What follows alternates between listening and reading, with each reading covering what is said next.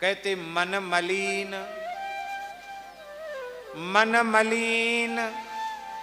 कलि किलवशी, होत सुनत जा सुकृत काज, सो तुलसी कियो आपुनो, रघुबीर गरीब निवाज। गोस्वामी तुलसीदास जी महाराज ने जैसी दैन्य भावाभिव्यक्ति की है, ऐसी दैन्य भावाभिव्यक्ति करने वाला कोई दूसरा दिखाई सुनाई नहीं पड़ता है।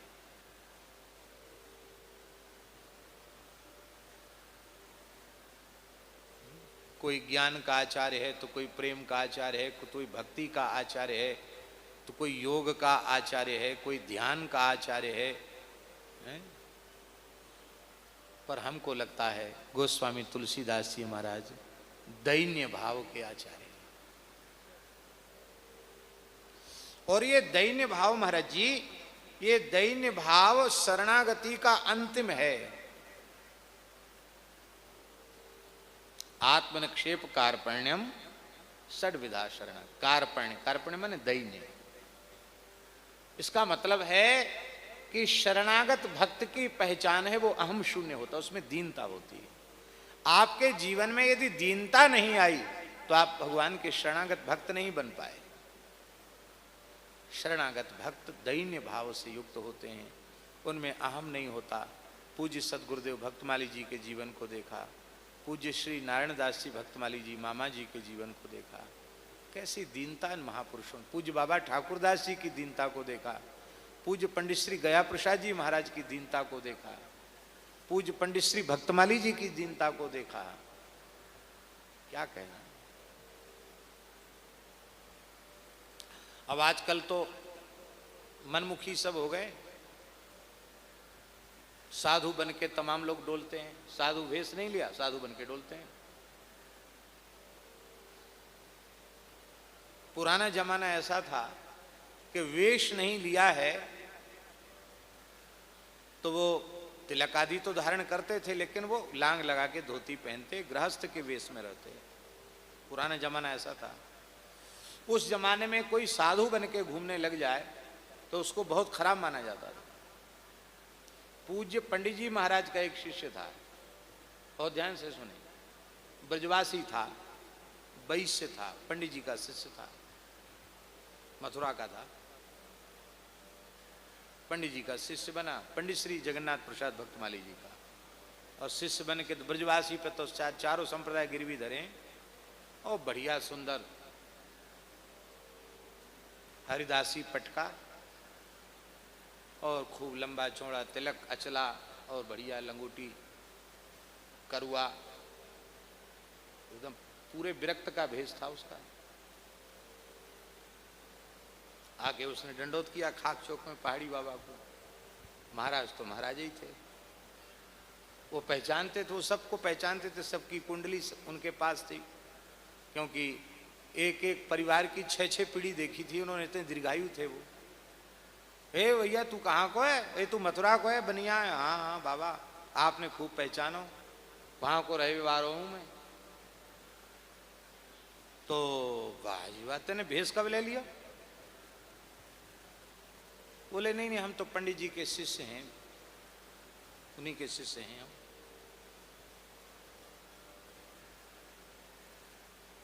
अब महाराज जी तो बड़े नाराज, बोले पंडित जी भक्तमाली की कथा बांचते बांचते गृहस्थ पंडित होकर के बाबा जी कब से बनाने लग गए? ये साधु भेष कब से देने लग गए? वो साधु नहीं था, वो तो ऐसे ही बना के डुलता था। उसने कहा हम तो पंडित जी से भेष लिया है, पंडित जी का नाम ले दिया उसने। महाराज जी ने चिट्ठी लिखी छोटी सी पर्ची पे, कम से कम आपसे तो ये आशा नहीं थी, आपकी बुद्धि कैसे बिगड़ गई?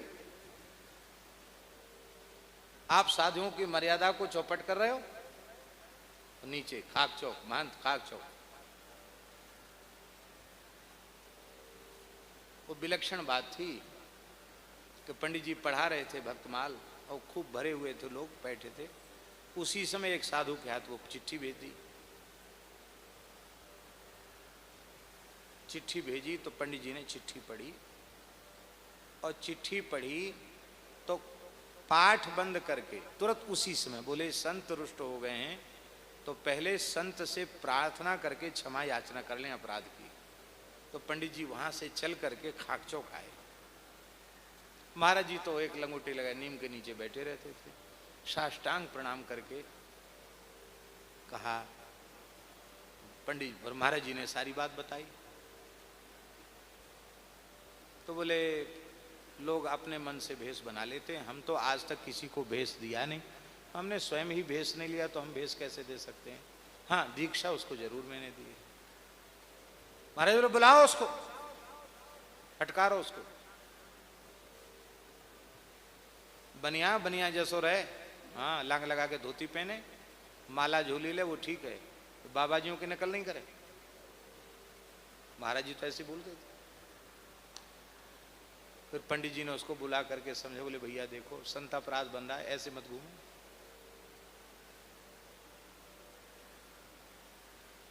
इस बात का स्मरण करके पूज्य खाकचौक वाले महाराज जी गदगद हो जाते थे। कहते थे कि ऐसी दीनता,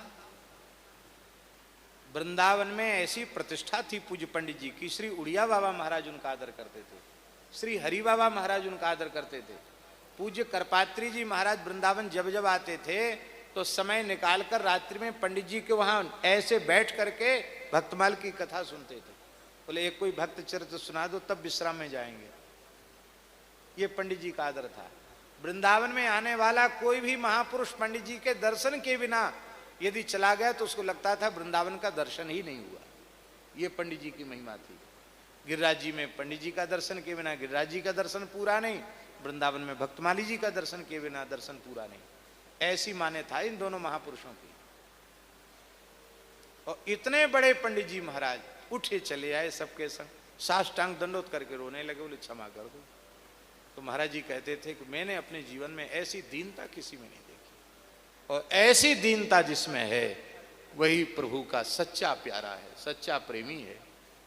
अहम शून्य व्यक्ति में ही ज्ञान का प्रकाश होता है, अहम शून्य व्यक्ति में ही प्रेम का प्रकाश होता है, और अहम शून्य होने का एकमात्र साधन है दीनता। अहंकार अविवेक है और दैन्य विवेक है। दैन्य विवेक है। अहंकार कब आता है? जब चीज को अपनी मानोगे तो अहंकार आएगा, अपना कुछ है ही नहीं। अहंकार किस बात का?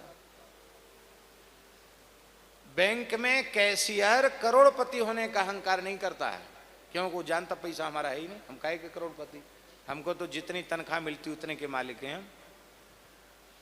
ऐसे ही सब कुछ श्री प्रभु का है, ऐसा मानने वाले उनको अहंकार किस चीज का होगा? चाहे जितना पद मिल जाए, चाहे जैसी प्रतिष्ठा मिल जाए, सब कुछ ठाकुर जी का है। अब हम सोच लें कि हमारी बड़ी प्रतिष्ठा है, हमारी बड़ी मान्यता, तो हमसे महामूर्ख कौन होगा? हमारी प्रतिष्ठा है। हमारी प्रतिष्ठा मान्यता होती तो जहां हम पैदा हुए थे वहीं से शुरू हो जाती। ये जो मान्यता प्रतिष्ठा है वो किस चीज की है? भगवत भागवत चरित्र गा रहे हैं उसकी है। तो प्रतिष्ठा किसकी हुई? भगवान की, भगवान के भक्तों की महिमा की प्रतिष्ठा हुई कि हमारे जैसे एक सामान्य मनुष्य की प्रतिष्ठा हुई? तो दीनता जो है ना भैया जी, वो विवेक है, और अहंकार अविवेक है। सारे दोषों की जड़ है अहंकार।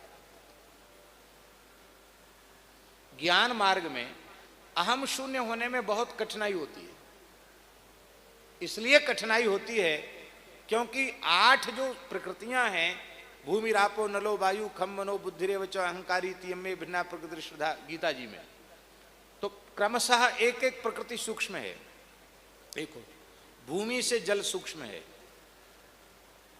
जल से अग्नि सूक्ष्म है, अग्नि से वायु सूक्ष्म है, वायु से सूक्ष्म आकाश है, और आकाश से भी सूक्ष्म मन है, मन से भी सूक्ष्म बुद्धि है, और बुद्धि से भी सूक्ष्म अहंकार है। अर्थात मन और बुद्धि की भी पकड़ में जो ना आवे उसका नाम अहंकार है। तो पहले तो पंचभूतों का अतिक्रमण करना कठिन है, फिर इनसे ऊपर उठ जाए तो मन से ऊपर उठना बड़ा कठिन है, मन से ऊपर उठने के बाद बुद्धि से ऊपर उठना तो बहुत कठिन है। बुद्धि से ऊपर चला जाएगा तो अहम शून्य होगा। बुद्धि से ऊपर है अहंकार और अहंकार से शून्य होगा, तब उसको ज्ञान मिलेगा अथवा प्रेम मिलेगा, भगवत भक्ति मिलेगी। एक बार हम ऋषिकेश में परम श्रद्धेय स्वामी राम सुखदास जी महाराज के चरणों में बैठे थे। बड़े बहुत स्नेह करते थे हमसे, वो बहुत वात्सल्य रखते थे। उन्होंने कहा, स्वामी जी मैंने बहुत चिंतन करके यही निष्कर्ष निकाला है कि ज्ञान मार्ग के साधक को अहम शून्य होने में कई जन्म लग जाते हैं, पर भक्ति मार्ग के साधक को अहम शून्य होने में बिल्कुल देर नहीं लगती, इसी जन्म में अहम शून्य हो जाता। क्यों? क्योंकि वो दीनता को धारण कर लेता है। जहां दीनता रहेगी वहां अहंकार नहीं रहेगा। इसलिए दीनता को धारण करो। वेदांत कामधेनु में श्री निम्बारकाचार्य भगवान क्या कह रहे हैं? कृपास्य दैन्यादि युजिप प्रजायते, कृपास्य दैन्यादि युजिप प्रजायते। वेदांत कामधेनु में श्री निम्बारक भगवान कह रहे हैं, भगवान की जब जीव पर विशेष कृपा होती तो उसमें दैन्य प्रकट हो जाता है। श्री गोसाई विठलनाथ जी महाराज ने कहा कि यद दैन्यम त्वत्कृपा हेतु सनास्ति ममाण्वपि, जो दैन्य आपकी कृपा का हेतु है वो तो मुझ में अणुमात्र भी नहीं है। श्री चैतन्य महाप्रभु क्या कह रहे हैं? तृणादपि सुनीचेन तरोरपि सहिष्णुना अमानिना मान देना कीर्तनीय सदाहरि। दीनता भक्ति का आभूषण है। गोस्वामी जी की कैसी दीनता है? कहते मन मलिन, देख लो उदाहरण के रूप में, मेरा मन मलिन है। कलि किलिविषी होत सुनत जा सुकृत काज, हमारे दुष्कर्मों को सुन करके कलयुग किलविषी है, पापों की शिक्षा कलयुग हमारे जैसे व्यक्ति से ले रहा है। तुलसीदास जी कह रहे हैं कलयुग ने पाप कर्म करने की शिक्षा हमसे ली है। इतना पापी हूं मैं, इतना मलिन हूं मैं। और ऐसे तुलसीदास को सो तुलसी कियो आपुनो, ऐसे तुलसीदास को रघुनाथ जी ने अपनी भुजाओं में भर के हृदय से लगा लिया है। सो तुलसी कियो आपुनो रघुवीर गरीब निवाज। श्री रघुनाथ जी गरीब निवाज हैं। गरीब निवाज हैं, अमीर निवाज नहीं है। अमीरी की ठसक जब तक रहेगी तब तक ठाकुर जी के योग्य नहीं बन पाओगे। चक्रवर्ती सम्राट होने के बाद भी गरीब हो जाओ।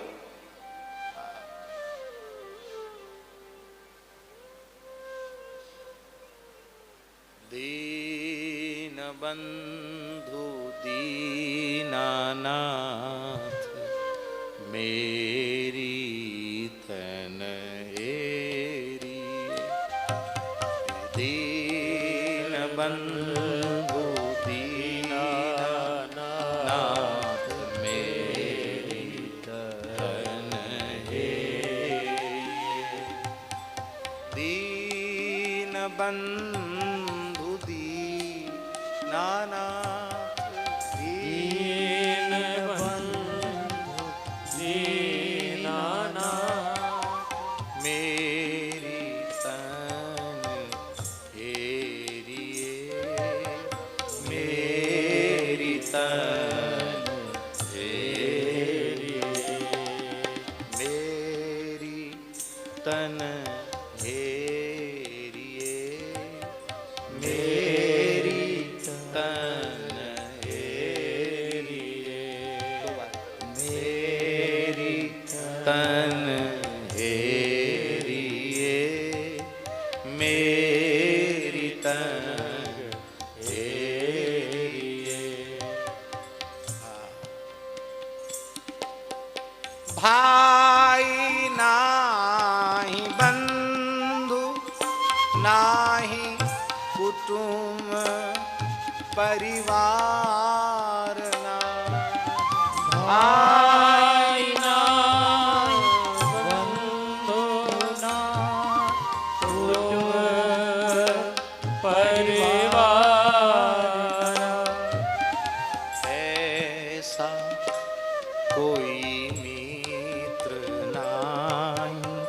जाके ढिंग जाई, ऐसा कोई मीत नाई, जाके ढिंग जाई। दीन बंधु दीनानाथ मेरी तन हेरिए, दीन बंधु दीनानाथ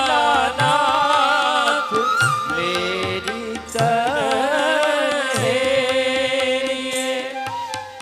सोने की सलैया नाही, रूपे को रुपैया नाही, कौड़ी पैसा गाथ नाही, जासे कछु लीजिए। दीन बंधु दीनानाथ मेरी तन हेरिए, दीन बंधु दीनानाथ मेरी तन हेरिए। खेती नाही बारी नाही, बणिज व्यापार नाही, नाही बारी नाही, बणिज व्यापार नाही, ऐसा कोई साहु नाही, जासो कछु मांगिए। ऐसा कोई साहु नाही, जासो कछु मांगिए।